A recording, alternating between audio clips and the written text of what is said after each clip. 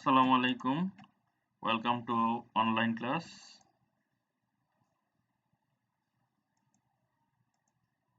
I am Sultan Mahmud Patwari, Assistant Teacher, Chandrabazar YM High School, Bakurpur, Chatpur. So, dear students, in my last class, I have discussed with you about narration part 1, I mean assertive sentence. Today, I am going to discuss with you about narration part 2. So, let's see some images and videos and also some text. Here is an image, animated image, also a text. He said, kick the ball. And another sentence is, he ordered to kick the ball. Here is another image, animated image. One said to another, don't disturb me. And another text is, one requested another not to disturb him. The penguin said, let's jump into the sea. The penguin proposed that they should jump into the sea. So, dear students, tell me, what are we going to discuss today? Do you understand? Yes, I think you have already understood. We are going to discuss about direct and indirect speech of imperative sentence. So our today's lesson is converting imperative sentence from direct to indirect speech. অর্থাৎ আমাদের আজকের পাঠের বিষয় হচ্ছে যে আমরা imperative সেন্টেন্সগুলিকে কিভাবে direct speech থেকে ইনডাইরেক্ট স্পিচে পরিণত করব।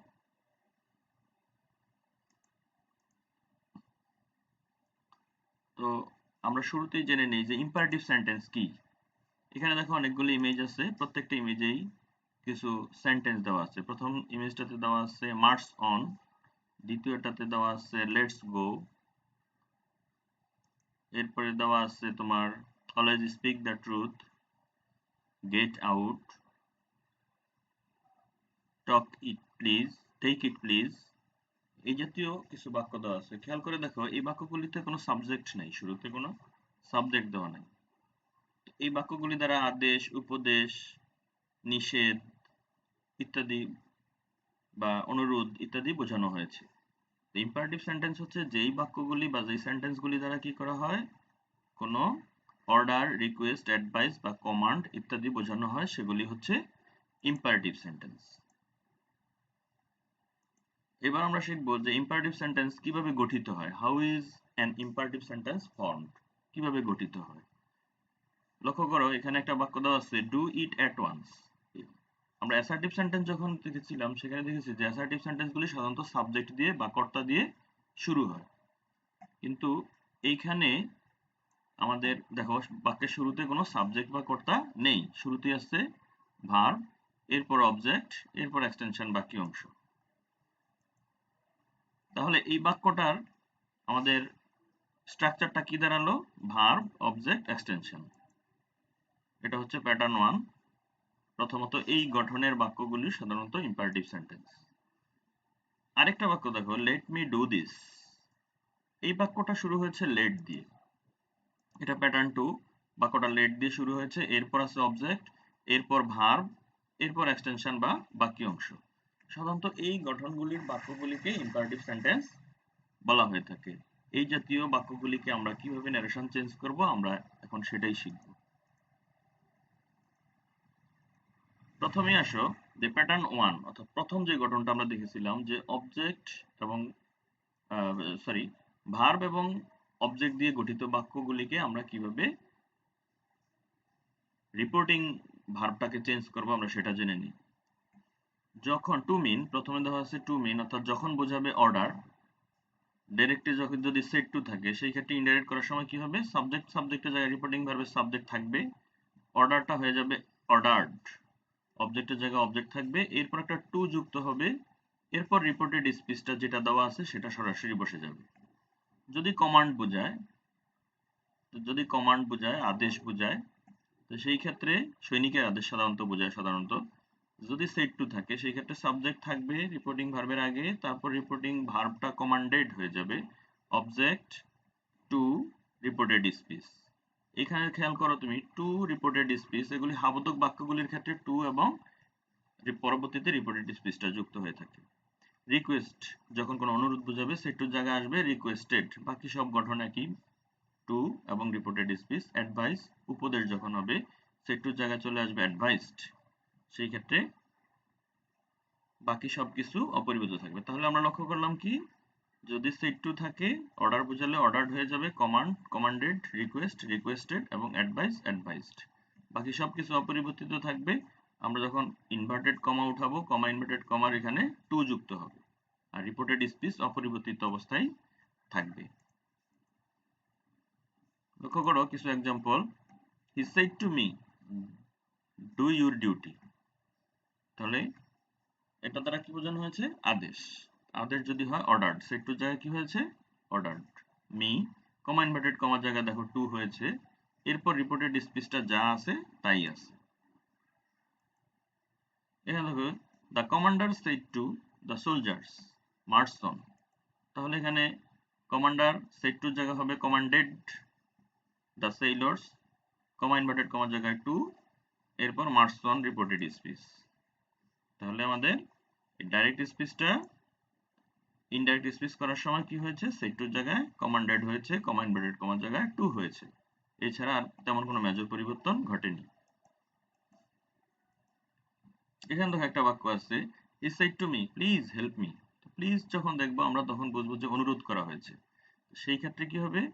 সেট টুর জায়গায় আমরা শিখেছি যে রিকোয়েস্টেড হবে। সেট টুর জায়গায় হবে রিকোয়েস্টেড, অবজেক্ট কমা ইনভার্টেড কমার জায়গায় টু।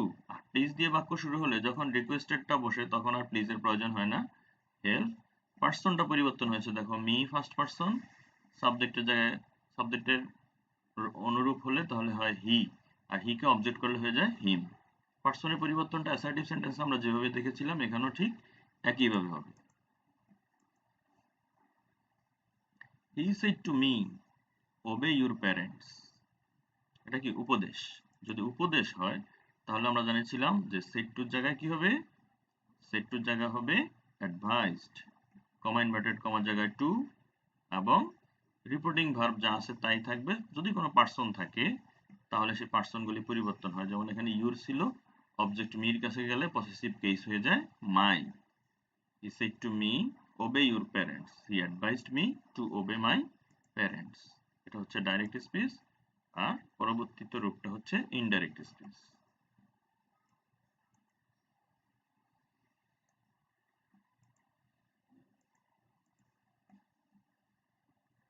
তাহলে আমরা এতক্ষণ শিখলাম যে প্যাটার্ন 1 অর্থাৎ প্রথম গঠন অনুযায়ী যদি কোনো বাক্য হাবোধক হয়ে থাকে এবং তা যদি ভার্ব দিয়ে শুরু হয় এবং অবজেক্ট দিয়ে শেষ হয়, সেই বাক্যগুলি কিভাবে ডাইরেক্ট থেকে ইনডাইরেক্ট স্পিচে পরিবর্তন হয়। এবার আমরা শিখব প্যাটার্ন 2 অর্থাৎ লেট দিয়ে বাক্য শুরু হলে কিভাবে আমাদের ন্যারেশন পরিবর্তন করতে হবে। He said to me let me drop the matter. খেয়াল করো, লেটের পরে আমাদের মি আছে, অর্থাৎ আস ব্যতীত অন্য কোনো অবজেক্ট যদি এখানে থাকে তাহলে আমাদের এখানে যে স্ট্রাকচারটা দেওয়া আছে ইনডাইরেক্ট করার সময় এই স্ট্রাকচারটাকে ফলো করতে হবে। যদি লেট দিয়ে বাক্যটা শুরু হয় এবং ডাইরেক্ট স্পিচে যদি সেড টু থাকে তাহলে সেই ক্ষেত্রে আমরা কি করব? রিকোয়েস্টেড লিখব, সেড টুর পরিবর্তে লিখব রিকোয়েস্টেড, এরপর অবজেক্ট যা আছে থাকবে। আর কমা ইনভার্টেড কমার স্থানে এখানে আমাদের লেটের বাক্যগুলি সাধারণত দ্যাট দ্বারা যুক্ত হয়। কি দিয়ে যুক্ত হয়? দ্যাট দ্বারা। এরপর সাবজেক্ট আসবে। তো সাবজেক্ট আমরা কোথায় পাবো? লেটের পরে যে অবজেক্টটা আছে এই অবজেক্টটাকে আমরা সাবজেক্ট করে নিব।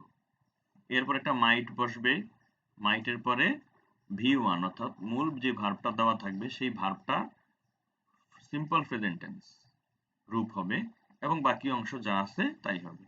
লক্ষ্য করো যে হি said to me let me drop the matter. এই ক্ষেত্রে সেড টুর জায়গায় আসলো রিকোয়েস্টেড মি, কমা ইনভার্টেড কমার জায়গায় আসলো that, me subject, me first person, subject K follow, reporting ভার্বের সাবজেক্ট কে ফলো করবে তাহলে হয়ে যাবে হি, আর নিয়ম অনুযায়ী একটা মাইট আসবে এবং ভার্ব হচ্ছে ড্রপ, ভি1 ড্রপ এবং যা আছে বাকি অংশ। তাহলে যখনই আমাদের লেট দ্বারা বাক্যগুলি শুরু হবে। এই লেটের বাক্যগুলি লেটের পরে যদি আস ব্যতীত অন্য কোনো অবজেক্ট থাকে তাহলে আমরা ইনডাইরেক্ট করার সময় এই স্ট্রাকচারটাকে ফলো করব। স্ট্রাকচারটা হচ্ছে সাবজেক্ট, রিকোয়েস্টেড, এরপর অবজেক্ট, এরপর দ্যাট, তারপর রিপোর্টিং ভার্বের লেটের পরে যে অবজেক্টটা থাকে এই অবজেক্ট পার্সন অনুযায়ী সাবজেক্ট করব, মাইট, এরপর V1, এরপর এক্সটেনশন বা বাকি অংশ যদি থাকে। এবার খেয়াল করো, he said to me let us play the match, let us play the match। এখানে খেয়াল করো লেটের পরে আস দেওয়া আছে। যদি আস দেওয়া থাকে তাহলে সেই ক্ষেত্রে কি হবে? সেই ক্ষেত্রে said to পরিবর্তে হবে proposed to, proposed to। Comma inverted কমার জায়গায় দ্যাট আসবে। লেট আস দিয়ে বাক্য শুরু হলে উই শুড অথবা দে শুড হবে, সেটা পার্সন অনুযায়ী পরিবর্তিত হবে। যদি আমাদের রিপোর্টিং ভার্বের অংশের সাবজেক্ট অথবা অবজেক্ট ফার্স্ট পার্সন থাকে তাহলে আমরা উই শুড ব্যবহার করব, আর যদি দুইটাই থার্ড পার্সন থাকে তাহলে আমরা দে শুড ব্যবহার করব। খেয়াল করো, he proposed to me, comma inverted কমার জায়গায় দ্যাট, লেট আস এর পরিবর্তে উই শুড আসছে। উই শুড আসার কারণ হচ্ছে দেখো সেইডের পরে মি আছে, এটা ফার্স্ট পার্সন, যদি এখানে থার্ড পার্সন থাকতো তাহলে দে শুড আসতো। এরপরে ভার্ব এক্সটেনশন, ভার্ব হচ্ছে প্লে, বাকি অংশ যা আছে তা। আশা করি বুঝতে পেরেছো। তাহলে লেটের বাক্যগুলিকে আমরা দুইটা স্ট্রাকচার দিয়ে আমরা নারেশন পরিবর্তন করব। একটা হচ্ছে লেটের পরে যদি আস থাকে তাহলে সেটার জন্য ভিন্ন একটা স্ট্রাকচার, আর লেটের পর যদি আস ব্যতীত অন্য কোনো অবজেক্ট থাকে তাহলে সেটার জন্য ভিন্ন একটা স্ট্রাকচার। সেই ক্ষেত্রে কি হয়, লেটের পরে আস ব্যতীত অন্য কোনো অবজেক্ট যদি থাকে সেই ক্ষেত্রে হবে দ্যাটের পরে সাবজেক্ট, সাবজেক্টের পরে মাইট হবে, মাইটের পরে V1 প্লাস বাকি অংশ। আর লেটের পরে যদি আস থাকে সেই ক্ষেত্রে আমরা লেট আসের পরিবর্তে আমরা উই শুড অথবা দে শুড ব্যবহার করব পার্সন অনুযায়ী, এরপর ভার্ব থেকে বাকি অংশ। এবার নিজেরা এগুলো একটু চেষ্টা করো যে কনভার্ট ইনটু ইনডাইরেক্ট। প্রথম বাক্যটা দেওয়া আছে he said to me let him go, তাহলে এখানে লেটের পরে হিম দেওয়া আছে, এটা প্রথম স্ট্রাকচার অনুযায়ী হবে। My friend shed to me let us settle the despite, এখানে লেটের পরে আস দেওয়া আছে, তাহলে এখানে হবে দ্বিতীয় স্ট্রাকচার অনুযায়ী। The teacher said to the students follow elders, এটা হবে আমাদের প্যাটার্ন 1 অনুযায়ী, follow elders. Rahim shed let us swim in the pond, এখানে লেট আসের নিয়ম অনুযায়ী হবে, দ্বিতীয় স্ট্রাকচার প্যাটার্ন 2। এবং 5 নাম্বার দেওয়া আছে the man said to the boys late them enjoy the game, এখানে লেটের পরে দ্যাম দেওয়া আছে, তাহলে এইটাও কি হবে প্যাটার্ন 2 প্রথম স্ট্রাকচার অনুযায়ী হবে। এগুলি খাতা লিপিবদ্ধ করে রাখবে। এবার আসো আমরা একটা গুরুত্বপূর্ণ জিনিস জেনে নেব যে ডোন্ট ফরগেট। এখানে দেখো এই বাক্যটা ডোন্ট, ডুর সাথে নট আছে, না বোধক করা হয়েছে বাক্যটা। আমরা প্রথম প্যাটার্নের যে বাক্যগুলি ছিল সেখানে ছিল হাবোধক, কিন্তু ইম্পারেটিভ সেন্টেন্স না বোধকও হতে পারে। সেই ক্ষেত্রে তুমি কিভাবে নারেশন পরিবর্তন করবে? খেয়াল করো, he said to me don't disobey your parents, এখানে বাক্যটা কিন্তু না বোধক ডোন্ট। এই ক্ষেত্রে যেহেতু তোমাকে উপদেশ দেওয়া হয়েছে তাহলে সেই ক্ষেত্রে সেড টু জায়গায় অ্যাডভাইসড। কিন্তু লক্ষ্য করো কমা ইনভার্টেড কমার জায়গায় আমরা প্যাটার্ন 1 অনুযায়ী কি করেছিলাম, টু দিয়েছিলাম, যেহেতু বাক্যটা ছিল হাবোধক। কিন্তু এই ক্ষেত্রে বাক্যটা না বোধক হওয়াতে আমরা এখানে কমা ইনভার্টেড কমার জায়গায় দিয়েছি নট টু। আর নট টু যখন বসবে তখন ডু নট, ডোন্ট এগুলি থাকলে উঠে যাবে। এরপর ভার্ব থেকে শুরু করে বাকি অংশ। Mother said don't follow the bed, এখানেও দেখো ডোন্ট দিয়ে শুরু হয়েছে, তাহলে এটাও উপদেশ, সেটের জায়গায় আসবে অ্যাডভাইসড, কমা ইনভার্টেড কমার জায়গায় নট টু, এরপর ডু নটের পরের অংশ যা আছে তা অপরিবর্তিত থাকবে। তাহলে আমরা হাবোধক বাক্যের ক্ষেত্রে কমা ইনভার্টেড স্থলে টু এবং নাবোধকের ক্ষেত্রে বসাবো নট টু। এখানে নোট দেওয়া আছে দেখো, if the reported speech begins with imperative don't you have to write not to before reported speech while changing a direct speech into indirect speech. যখন তুমি ডাইরেক্ট স্পিচকে ইনডাইরেক্ট স্পিচ পরিবর্তন করার সময় imperative সেন্টেন্সটা ডোন্ট দিয়ে শুরু হবে, তখন কমা ইনভার্টেড কমার জায়গায় কি বসাবে? আমরা নট টু বসাবো। সো ডিয়ার স্টুডেন্টস, এবার একটু খেয়াল করি আমরা একটু কাজ, যে right the structure of imperative sentence. আমরা ইম্পারেটিভ সেন্টেন্সের স্ট্রাকচার শিখেছিলাম প্যাটার্ন 1, মনে আছে? প্যাটার্ন 1টা কি? প্যাটার্ন 1 ছিল যে verb plus object plus extension. আর এটা রিপোর্টিং ভার্ব চেঞ্জ কিভাবে চেঞ্জ হয়েছিল? যদি সেট টু থাকে তাহলে অর্ডার হয়ে যাবে অর্ডারড, প্রপোজ হয়ে যাবে প্রপোজড, অ্যাডভাইস হয়ে যাবে অ্যাডভাইসড, কমান্ড হয়ে যাবে কমান্ডেড, রিকোয়েস্ট হয়ে যাবে রিকোয়েস্টেড। আর দ্বিতীয়টাতে right the structure of imperative sentence pattern 2। Pattern 2 ছিল আমাদের লেট দিয়ে বাক্যগুলি শুরু হয়। লেটের পরে অবজেক্টটা কখনো কখনো আস থাকে, কখনো কখনো অন্য কোনো অবজেক্ট থাকতে পারে। সেই ক্ষেত্রে আমরা কি করি? যদি আস থাকে তাহলে একটা স্ট্রাকচার দিয়ে করি, আর যদি আস না থাকে তাহলে আরেকটা স্ট্রাকচার দিয়ে সাধারণত করে থাকি। সেই স্ট্রাকচারগুলি কি ছিল? প্রথমটার ক্ষেত্রে যদি লেটের পরে আস ব্যতীত অন্য কোনো অবজেক্ট থাকে, সেই ক্ষেত্রে আমরা কমা ইনভার্টেড কমা উঠানোর পরে, দ্যাট দিয়ে উঠানোর পরে সাবজেক্টের পরে মাইট, মাইটের পরে আমরা কি করি? মূল ভার্ব থেকে বাকি অংশ লিখি, এবং মূল ভার্বটা অবশ্যই সিম্পল প্রেজেন্ট টেন্স অর্থাৎ V1। আর লেট আস যদি থাকে সেই ক্ষেত্রে আমরা দ্যাট দিয়ে উঠানোর পরে উই শুড অথবা দে শুড লিখি, এরপরে মূল ভার্ব থেকে শুরু করে বাকি অংশ লিখে থাকি। জাস্ট একটু মনে করা। এবার তোমাদের জন্য একটা হোম টাস্ক থাকবে, বাক্যগুলি উঠিয়ে নাও।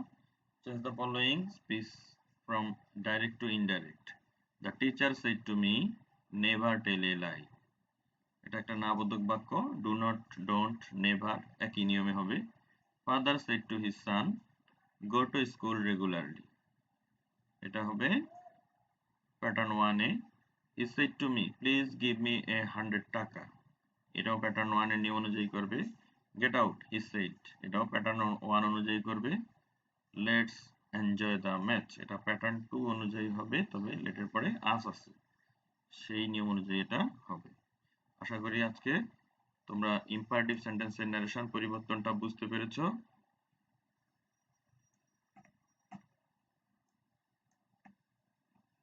যদি কারো কোনো সমস্যা থাকে তাহলে পুনরায় ভিডিওটি দেখে নেবে, আশা করি বুঝতে পারবে। তো সকলকে ধন্যবাদ। আজকের জন্য এখানেই বিদায় নিচ্ছি। আল্লাহ হাফেজ।